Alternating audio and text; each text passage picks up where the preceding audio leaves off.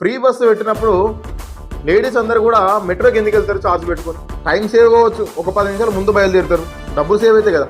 Time కంటే కూడా మనల్లో డబ్బులకి ఎక్కువ వాల్యూ ఇస్తున్నారు కాబట్టి 10 నిమిషాలు ముందు బయలుదేరితే బస్కి వెళ్ళొచ్చు. ఫ్రీ ఫ్రీ ఫ్రీ ఫ్రీ, ఎక్కడికి వెళ్ళినా ఫ్రీ, ఏడని దిగవచ్చు, ఏమైనా వేసుకోవచ్చు, ఫ్రీ ఫ్రీ బస్.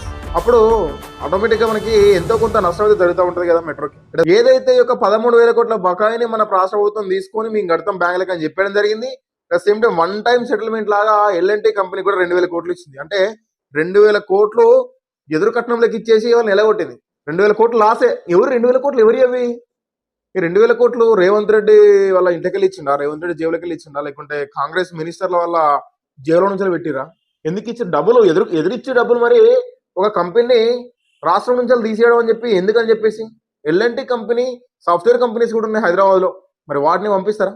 వాళ్ళు వాటిని కూడా బ్యాక్ తీసుకుంటే ఎంతమంది ఎంప్లాయీస్ రోడ్డు మీద పడతారు?